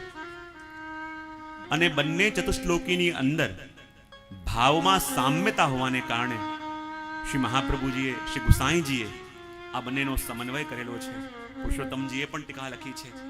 અને એટલા માટે જ્યારે જ્યારે પણ ચતુશ્લોકી ગ્રંથ જોવામાં આવે તો શ્રી મહાપ્રભુજીનું ચતુશ્લોકી અને ભાગવતમાં રહેલું વૃત્રાસુર ચતુશ્લોકી એ બંનેનો સમન્વય કરીને જ જોવામાં આવે. કારણ કે વૈષ્ણવના ધર્મ, વૈષ્ણવના અર્થ, વૈષ્ણવનું કામ અને વૈષ્ણવનું મોક્ષ એ ચારેનું નિર્દેશ જેની અંદર કરવામાં આવ્યું એ ચતુશ્લોક. ઘણા બધા ગ્રંથો એવા હોય એના વિષયને કારણે એનું નામાભિધાન થાય. યમુનાજીના અષ્ટક છે માટે યમુનાષ્ટક, બધી વસ્તુ સમજાવવામાં આવી છે માટે બાલબોધ, સિદ્ધાંત બતાવ્યા છે માટે સિદ્ધાંત મુક્તાવલી, સિદ્ધાંત રહસ્ય. પણ આ ગ્રંથ એવો છે કે જેનો ભાવ પ્રમાણે નામ નથી, પણ જેના શ્લોકોની સંખ્યા પ્રમાણે નામ ચતુશ્લોકી. એની અંદર 4 શ્લોકો છે અને એક શ્લોકની અંદર વૈષ્ણવના ધર્મ, અર્થ, કામ અને મોક્ષ એ ચારેનું વર્ણન કરવામાં આવ્યું છે. વૈષ્ણવનો ધર્મ એટલે શું? ઘણા કહે, કોઈને પૂછો કે તમે ધર્મ એટલે શું? ઘણા એમ સાધારણ જીવ કહેશે બસ પોતાના પરિવાર માટેનું બધું સામું કરી આપવું, સારું નીતિથી જીવવું, કોઈને નડવું નહીં, લોકો માટે સારું વિચારવું, સારા કામ કરવા, એ ધર્મ. બીજા કોઈને પૂછો તમારા અર્થમાં ધર્મ એટલે શું? એ કહે બસ આત્માનો ઉદ્ધાર કરવો, પરમ અનુભૂતિ કરી લેવી, મનને સ્થિર કરી લેવું, એ ધર્મ. તો જે ધર્મની વાત મહાપ્રભુજી કરવા માંગે છે અહીંયા, એ ધર્મ કયો? ધર્મની વ્યાખ્યાઓ બધા કરે, ધર્મની વિશ્લેષણા બધા કરે, પણ ધર્મ કહેવાય કોને? ધર્મની વ્યાખ્યા શું? જે ધારણ કરી શકાય એને ધર્મ તો કહેવાય, પણ ધર્મની વ્યાખ્યા શું? આજે આપણે બધા ધર્મની વ્યાખ્યાઓ કરીએ, આજે આપણે બધા ધર્મની વાતો કરીએ, પણ આપણું જ્ઞાન ધર્મ માટે કેવું છે? કોઈ કીધું ને, કોઈ ચિંતકે પણ કહ્યું કે ધર્મને સૌથી વધારે ખતરો કોનો? કોઈ કહે વેસ્ટર્ન કલ્ચરનો, કોઈ કે બહારના પ્રભાવનો, કોઈ કહે આજની ભૌતિક સંસ્કૃતિનો. તો હંમેશા કહેતો હોઉં કે ધર્મને ખતરો નથી ભૌતિક સાધન સંપત્તિનો, ધર્મને ખતરો નથી વેસ્ટર્ન કલ્ચરનો, ધર્મને ખતરો નથી આપણને ભૌતિક સાધન સંપત્તિનો, પણ ધર્મને સૌથી મોટો ખતરો હોય તો ધર્મની ખોટી સમજણનો. સૌથી વધારે આપણે જ્યારે ધર્મને કન્ફ્યુઝ કરીએ શાના માટે? કે ધર્મની ખોટી સમજણ. અરે આમ ન કરાય, આમ ન કરાય. બોલે કેમ ન કરાય? બોલે એ તને ખબર ના પડે, આ બહુ ગૂઢ વસ્તુ છે. આપણને ખબર નથી, આપણે કહેતા નથી. અને જે દશા આપણે આપણા માર્ગની કરી છે એને કારણે બીજું કાંઈ નહીં, આ ધર્મની ખોટી સમજણ. આજે આપણી સમજણ કેવી છે? પેલા 5 અંધ જેવી કે જેને હાથી પાસે લઈ જવામાં આવ્યા, 5 અંધ છે. એ કહે બતાવો હાથી કેવો છે? તો એકે અંધ જઈને હાથીની સૂંઢ પકડી, એકે હાથીનું પૂંછડું પકડ્યું, એકે કાન પકડ્યા, એકે પગ પકડ્યા. જેને પગ પકડ્યા તો હાથી તો થાંભલા જેવો હોય. જેને પૂંછડું પકડ્યું એને પૂછ્યું બતાવ હાથી કેવો હોય? એ કે મને લાગે છે કે હાથી તો દોરડા જેવો હોય. સૂંઢ પકડી, એ કહે હાથી તો પાઇપ જેવો હોય. જેને કાન પકડ્યા હાથી તો સુપડા જેવો હોય. આ બતાવો આમાંથી વ્યાખ્યા સાચી કોણ? તો આપણામાં ને એનામાં જ વધારે કઈ ફરક નથી. આપણે પણ ધર્મના અર્થઘટનો કરીએ, આપણે પણ ધર્મની વ્યાખ્યાઓ કરીએ, આપણે પણ આપણી વાતો કરીએ, પણ સૌથી વધારે અપૂરતું જ્ઞાન. જ્ઞાનની 3 અવસ્થા બતાવવામાં આવી. એક જ્ઞાનનો સર્વથા અભાવ, બીજું અલ્પક જ્ઞાન અને ત્રીજું પૂર્ણ જ્ઞાન. યા કહી શકો કે ત્રીજું જે વિચલિત કરે એ છે વૃથા જ્ઞાન. કયા કયા? ધર્મનો સર્વથા અભાવ, જ્ઞાનનો સર્વથા અભાવ, બીજું અલ્પક જ્ઞાન અને ત્રીજું વિપરીત જ્ઞાન. 3 વસ્તુ કઈ કઈ? જ્ઞાનનો સર્વથા સાવ ખાલી છે, બીજું અલ્પક જ્ઞાન, ત્રીજું વિપરીત જ્ઞાન. આ 3 પ્રકારની અજ્ઞાનની અવસ્થાઓ છે. સૌથી પહેલા ધર્મનો સર્વથા અભાવ. મને કઈ નથી આવડતું, જે સ્વીકારતો પણ હોય. મને લાગે સૌથી ઉત્તમ એ કહેવાય જેને ખબર છે કે મને આવડતું નથી, જેને ખબર છે મને જરાય નથી આવડતું. બોલે કૃષ્ણ કનૈયા શ્રી વલ્લભ વિઠ્ઠલ ગિરધારી યમુનાજી કી બલિહારી. શ્રી વલ્લભ વિઠ્ઠલ ગિરધારી શ્રી યમુનાજી કી બલિહારી.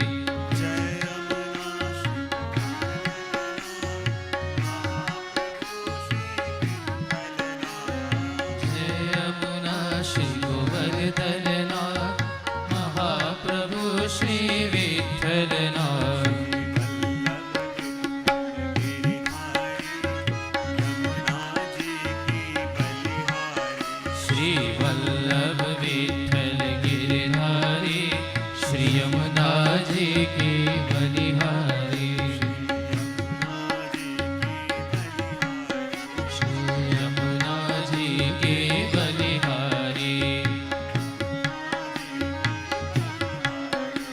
શ્રી યમુનાજી કી બલિહારી દેશ કી જય.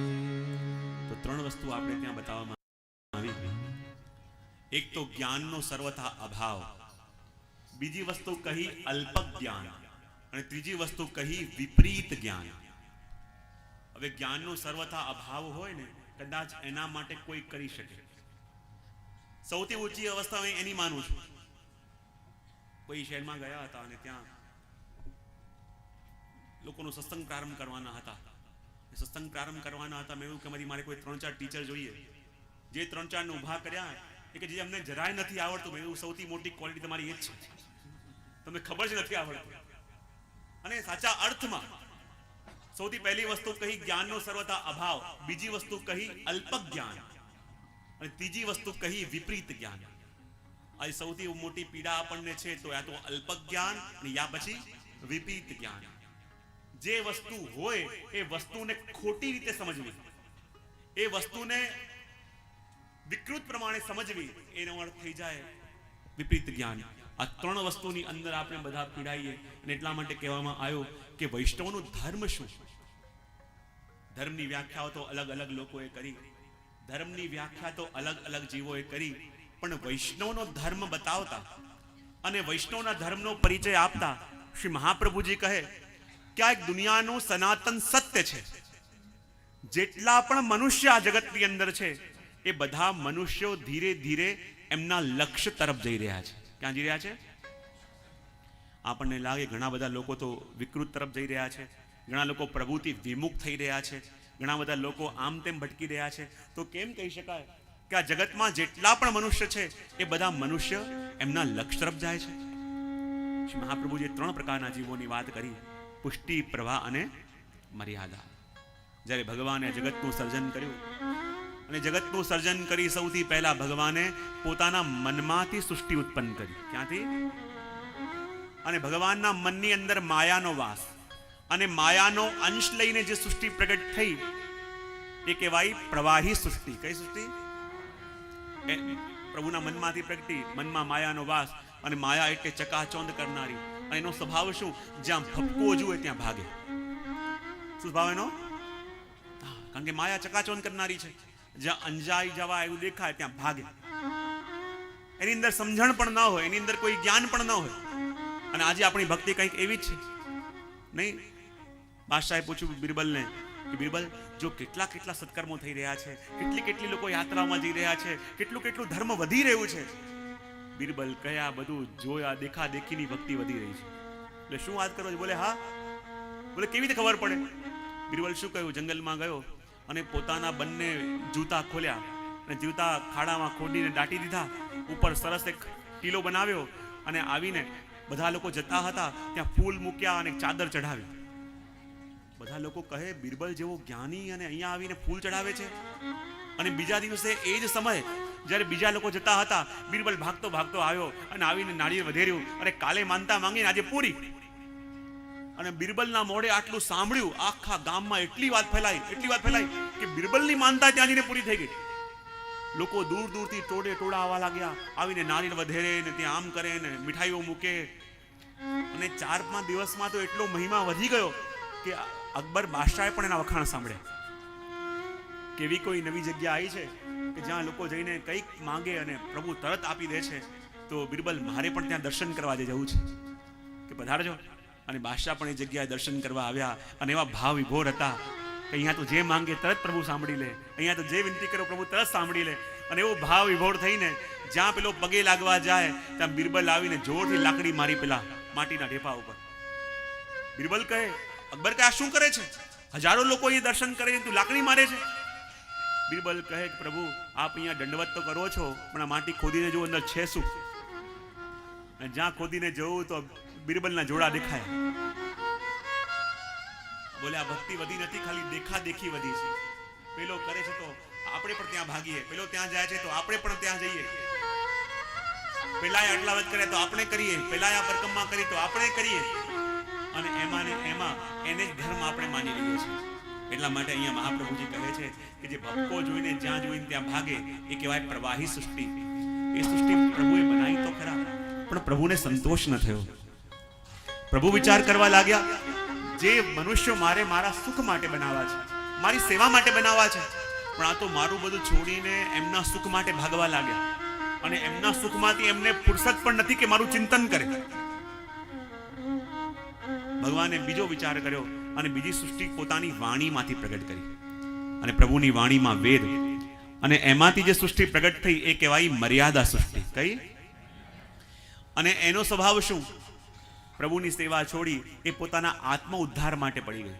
હું શું કરું કે મારું કલ્યાણ થાય, હું શું કરું કે મારો મોક્ષ થાય, હું શું કરું કે મારે જન્મ મરણના ફેરામાં આવવું ન પડે, અને એના માટે જ ભાગવા લાગી. પ્રભુ કે આ તો મારા સુખનો વિચાર કરી એના ઉદ્ધાર માટે ભાગી રહ્યો છે, મારા સુખનો વિચાર કોણ કરશે? પ્રભુ કહે હવે મારે એવી સૃષ્ટિ ઉત્પન્ન કરવી છે, એવા જીવોને ઉત્પન્ન કરવા છે કે જે પોતાનો સુખનો વિચાર ન કરતા મારા સુખનો વિચાર કરે, જે પોતાના આનંદનો વિચાર ન કરતા મારા આનંદનો વિચાર કરે. અને એમ વિચાર કરી ત્રીજી સૃષ્ટિ ભગવાને પોતાના આનંદ વિગ્રહમાંથી પ્રગટ કરી. અને ત્રીજી સૃષ્ટિ જે આનંદ સ્વરૂપ પ્રભુના આનંદ વિગ્રહમાંથી પ્રગટ થઈ એ જે આખી પુષ્ટિ સૃષ્ટિ છે, જેને પ્રભુએ પ્રગટાવી છે શેના માટે? માત્ર ને માત્ર પોતાની સેવા કરવા માટે, માત્ર ને માત્ર પોતાના સુખ માટે, માત્ર ને માત્ર પ્રભુની ટહેલ કરવા માટે. માટે જેના માટે આપણને મોકલવામાં આવ્યા હોય આપણે બધું કરીએ, પણ જો એ જ કાર્ય ન કરીએ તો આપણે બધું મેળવી લઈએ છતાં મનનો આનંદ અને મનનો શાંતિ ક્યારે મળશે નહીં. એટલે કેમ? જેના માટે પ્રભુએ તમને મોકલ્યા છે તમે બધું કરો છો, પણ જેના માટે આવ્યા છો એ જ કરતા નથી. અને માટે જીવે પૂછ્યું કે અમારું પુષ્ટિ સૃષ્ટિનું કર્તવ્ય શું? અને મહાપ્રભુજી એ જ વસ્તુ કહી, સર્વદા ભજનીયો પ્રજાધિપ સ્વસ્યાયમેવ ધર્મો હિ નાન્યઃ ક્વાપી કદાચ ક્વાપી કદાચ ક્વાપી કદાચ. એ પુષ્ટિ જીવોનો ધર્મનો નિર્દેશ કરતા શ્રી મહાપ્રભુજી કહે, સર્વદા સર્વભાવેન ભજનીયો વ્રજાધિપ સ્વસ્યાય અયમેવ ધર્મો હિ નાન્ય ક્વાપી કદાચન. સૌથી પહેલા શબ્દનો ઉપયોગ કર્યો મહાપ્રભુજીએ, સર્વદા, હંમેશા, સર્વભાવેન, સર્વભાવથી, ભજનીયો, ભજન કરવા યોગ્ય કોઈ છે તો કોણ છે? વ્રજાધિપ. એ વજના ઈશ, એ વજના આભૂષણ, એ વજના શૃંગાર. સ્વસ્ય અયમેવ ધર્મો હિ, આપણો આ જ ધર્મ છે. આ પણ ધર્મ નહીં, આ જ ધર્મ, આ જ આપણો ધર્મ છે. નાન્ય, અન્ય નહીં, ક્વાપી કદાચન, બીજો ક્યારે પણ અને કદાપી આપણો ધર્મ નથી. આપણા વૈષ્ણવનો ધર્મ આ જ છે. અને સૌથી પહેલા કહ્યું સર્વદા શબ્દ. સર્વદા શબ્દ ક્યારે ઉપયોગ થાય? અલગ અલગ આચાર્યો ટીકા કરી. એક આચાર્ય સર્વદા શબ્દનો ઉપયોગ કરતા કહ્યું કે સર્વદા એટલે એને કહેવાય કે એવી ઠાકોરજીની સેવા, એવી સેવા કે જેમાં કાળ પણ બાધક રૂપ ન બને, જેમાં કાળ પણ બાધક ન બને એને કહેવાય ભગવત સેવા. કાળ એટલે આપણે લૌકિક કાર્ય કરીએ, લગ્ન ઇત્યાદિ, તેમાં મુહૂર્ત કઢાઈએ. હવે સત્સંગમાં આવવાનું હોય કે ઠાકોરજીની સેવા કરવાની હોય કે ઠાકોરજી પુષ્ટાવાના હોય, એમાં શું મુહૂર્ત જોવાના હોય? મુહૂર્ત એટલે કોને કહેવાય? મુહૂર્ત એટલે કાળનું મૂળ. મૂળ એટલે કહીને આપણે માણસનું મૂળ હોય ને, માણસ ઉદાસ બેઠો હોય તો આપણે કહીએ મૂળમાં નથી, અને મૂળમાં નથી તો સારી વસ્તુ પણ કહેવી હોય અને માણસ મૂળમાં ન હોય તો શું કહીએ આપણે? જ્યારે મૂળમાં હશે ત્યારે વાત કરીશું. એટલે આપણે કહીએ ને મુહૂર્ત કાઢવું, તો મુહૂર્ત એટલે શું? મુહૂર્ત એટલે કાળનું મૂળ, કે આ સમયે આ કાળ સારા મૂળમાં હશે અને એ ટાઈમે સારી વાત કરો તો માની લેશે. તો એમ જે પણ લૌકિક પ્રવૃત્તિ કરીએ, લૌકિક કાર્ય કરીએ, તો એમાં આપણે મુહૂર્ત કાઢીએ, પણ ભગવત સેવા કરવાની હોય કે ઠાકોરજીની સેવામાં પહોંચવાનું હોય તો શું એના માટે ચોઘડિયા જવાના હોય? આપણી ત્યાં ભક્તો કહે કે મિલે ગોપાલ સોઈ દિન નીકો, જે ઘડીએ આપણા મનમાં ઠાકોરજીને મળવાનો વિચાર આવે, જે ઘડીએ સત્સંગમાં જવાનો વિચાર આવે, જે ઘડીએ ઠાકોરજીની ટહેલમાં પહોંચવાનો વિચાર આવે, એ ઘડીને, એ પલને જીવનની સૌથી મોટી મૂડી માનજો. માટે ભગવત સેવા માટે સર્વદા શબ્દનો ઉપયોગ કર્યો. સર્વદા એટલે ભગવત સેવામાં જ્યારે પહોંચવાનું મન થાય, ઠાકોરજીનું નામ લેવાનું મન થાય, ઠાકોરજીની ટહેલમાં જવાનું મન થાય, ત્યારે એમાં મુહૂર્ત જોવાના ન હોય, એમાં કાળ જોવાનું ન હોય, અને કાળ પ્રભુની સેવામાં બાધક પણ બનતું નથી. માટે કહી દીધું કે સર્વદા સર્વભાવેન ભજનીયો વ્રજાદીપ સ્વસ્યાય અયમેવ ધર્મો હિ નાન્યઃ ક્વાપી કદાચન. એટલા માટે કહી દીધું કે જેની અંદર કાળ પણ બાધક ન બને એ ભગવત સેવા કહેવાય. અને કાળ પણ બાધક ન બને, ઘણા કહે કે સેવા કરીએ તો ક્યાં સેવા થાય, ક્યારે કરીએ. અમારે તો બાળકોને સવારે વહેલા જવાનું હોય, અને આ ટાઈમે ઠાકોરજીની સેવા પહોંચીએ, ત્યાં ઘરવાળા ઓફિસે જવાના હોય, એ બૂમ પાડતા હોય, બાળકો બૂમ પાડતા હોય, આપણે કહીએ ના ઠાકોરજીની સેવા કરું પછી ત્યાં આવીશ. અને એવો માહોલ ઘરમાં બનાવી દઈએ કે એવી સેવા આપણે કરીએ કે અહીંયા ઘરના બાળકો બૂમ પાડતા હોય, ઘરવાળો બૂમ પાડતો હોય કે ના ઠાકોરજીની સેવાની આજ્ઞા કરી છે તો સેવા કર્યા વિના મારે કેમ ઉઠાય. અને એવી દશા થઈ જાય કે પોતે તો સેવા પહોંચે અને ઘરના બધા સેવાથી વિમુખ થઈ જાય. અને એવું જ થાય છે. ઠાકોરજીની સેવા કરતા કરતા એવો માહોલ આપણે બનાવી દઈએ છીએ કે ઘરના બીજા બધા વિમુખ થઈ જાય. માટે મહાપ્રભુજી કહે કે સર્વદા સેવા ગમે ત્યારે કરી શકો. એવું જરૂરી નહીં કે સવારે 8 વાગે ઉઠીને જ કરવી, કે જ્યાં ઘરમાં કલહ ચાલતો હોય, ગુંગાટ ચાલતો હોય. થોડી રાહ જુઓ, બાળકો સ્કૂલ જતા રહે, ઘરવાળો ઓફિસ જતો રહે, પછી તમને રોકવાવાળું કોણ છે? પછી ટોકવાવાળું કોણ છે? પછી તમે તમારા ઠાકોરજી. જેટલો આનંદ કરવો કરો. પણ આપણે એવી દશા કરી રહીએ છીએ કે ના ઠાકોરજીની સેવા એટલે સવારે 7, 8 મંદિરના ટાઈમ પ્રમાણે, ત્યાં 7 વાગે મંગળા થાય એટલે આપણે 7:30, 8 વાગે તો કરવા જ પડે ને. આટલું બહુ ઠાકોરજીને કરાય. મહાપ્રભુજી કહે સર્વદા શબ્દ, સર્વદા એટલે ઠાકોરજીની સેવામાં કાળ નિયામક નથી. જે સમય તમે તમારા મનને આનંદમાં રાખી શકો અને જે સમય તમે ઠાકોરજીથી જોડાઈ શકો એવો સમય પ્રભુની સેવાનો રાખો. બાકી એવો કલહ ઘરમાં થતો હોય, સૌથી વધારે કલહ હું કહું ને ઠાકોરજીની સેવામાં બેઠા હોય ત્યારે થતો હોય. કારણ કે એવો આગ્રહ કે ના અમારે તો આ ટાઈમે સેવા કરવાની, આ ટાઈમે સેવા કરવાની. અહીંયા ઘરના લોકો બૂમ પાડે, અહીંયા બાળકો બૂમ પાડે, અને બાળકોને પણ થઈ જાય સેવામાં બેસે છે ને ત્યારથી અમારું ધ્યાન રાખતી નથી, અને ઘરવાળાને પણ લાગે કે આ મળી ગયા છે ત્યારથી મને પૂછતી નથી. અને એ જ દશા થાય છે કે પોતે તો સન્મુખ થાય અને ઘરના બીજા બધાને વિમુખ કરી નાખે. માટે સૌથી પહેલી વસ્તુ સાચવવાની કે સર્વદા એટલે પુષ્ટિ માર્ગમાં કાળ નિયામક નથી. તમે ઘરવાળાઓને મોકલીને, તમે બાળકોને મોકલીને અને પછી પણ ઠાકોરજીની સેવા કરી શકો છો. જે સમય તમને અનુકૂળ હોય, હા એ બરાબર છે કે રોજ એક સમય રાખવો. અને જે સમય આપણે ઠાકોરજીનો ક્રમ પહોંચીએ, આપણા પ્રભુને પણ એનો આદત પડે, પ્રભુ પણ એ સમયે ટેવાઈ જાય. એટલા માટે પણ એવો સમય રાખવો કે જેથી સૌથી પહેલા ઘરમાં કલહ ન થાય. કારણ કે આપણી ભગવત સેવાથી યદિ એક જીવને પણ ઠાકોરજીની સેવા માટે કે પુષ્ટિ માર્ગ માટે અભાવ આવે તો એનો દોષ એમના ઉપર નહીં, એનો દોષ આપણા ઉપર છે.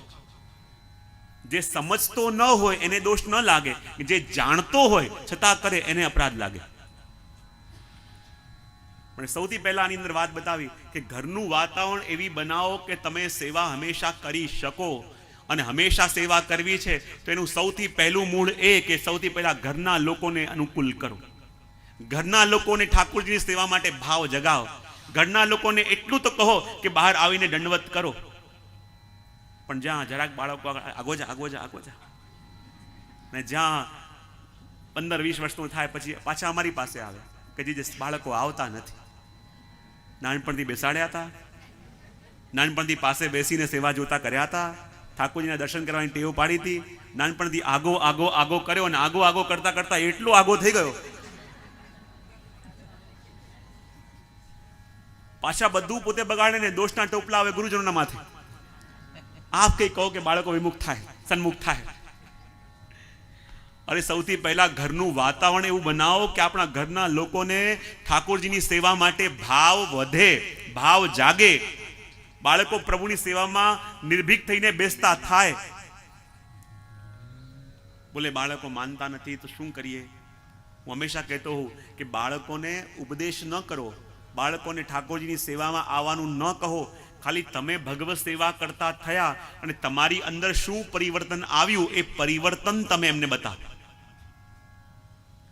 અને આ જગતની અંદર માણસને જ્યાંમાં એનો ફાયદો દેખાતો હોય એ વસ્તુ કર્યા વિના રહેશે જ નહીં. આ તકલીફ એવી છે કે કોઈ દવા તમે 25 વર્ષથી લેતા હો પણ તમને જરાય ફરક ન પડ્યો હોય. હવે એ દવા તમે બીજા કોઈને રેકમેન્ડ કરો તો લેશે? શું કહેશે? તમે 25 વર્ષથી લો છો, તમને કંઈ ફરક નથી પડ્યો, તમને શું પડશે?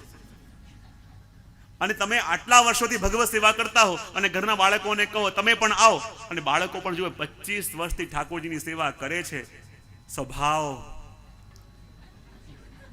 સુધરો તો દૂર બગડ્યો જ છે. પેલા ગુસ્સો ઓછો કરતા હતા, હવે વધારે કરવા લાગ્યા છે. પેલા અમને ઓછું વળતા હતા, હવે વધારે વળવા લાગ્યા છે.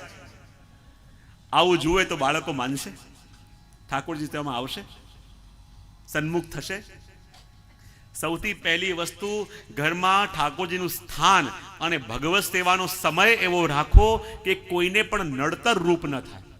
આપણી ભગવત સેવા જ્યારે કોઈને નડતર રૂપ થવા લાગે ત્યારે માનવું કે આપણા પ્રભુને શ્રમ પડી રહ્યો છે. ભલે ક્રમ થોડો ઓછો કરવો પડે તો ઓછો કરજો. હંમેશા કહું છું, શ્રી મહાપ્રભુજી ક્યારે પણ કોઈ વસ્તુ થોપતા નથી. જે ક્રમ હવેલીમાં હોય એ ક્રમ આપણા ઘરમાં ન થઈ શકે.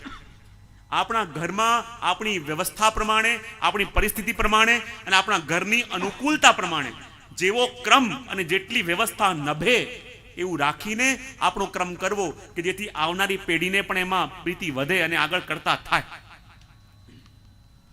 મને સૌથી પહેલી વસ્તુ જ્યારે અહીંયા કહી સર્વદા માટે એમ કહ્યું કે આમાં કાળ નિયામક નથી, કાળ બાધક નથી. તમે ક્યાં રહી રહ્યા છો બાધક નથી. માટે ઠાકોરજીની સેવા ક્યારે કરવી એ તમે ગમે ત્યારે તમને જે અનુકૂળ સમય હોય એ અનુકૂળ સમય તમે રાખીને એવો ટાઈમ રાખી શકો કે ઘરના કોઈને તમને એ ના થાય અને તમે પોતાનું 100% ઠાકોરજીને આપી શકો. બીજી વસ્તુ, ઠાકોરજીને સેવા ક્યાં રાખવી, ઠાકોરજીને ક્યાં પધરાવા. જો આપણે આપણા ઘરમાં ઠાકોરજીને ક્યાં પધરાઈએ છીએ એને આધારે આપણા જીવનમાં પ્રભુનું ઇમ્પોર્ટન્સ શું છે એ આપણને ખબર પડે. ઠાકોરજીને ક્યાં પધરાઈએ છીએ આપણે, આપણા ઘરમાં આપણે મુખ્ય કે પ્રભુ મુખ્ય, આ આપણું ઘર કે આ પ્રભુનું ઘર, આ આપણું બધું કે આ પ્રભુનું બધું. આપણે ઠાકોરજીને ક્યાં પધરાઈએ, ઘરમાં કઈ જગ્યાએ પધરાયા એને આધારે નક્કી થાય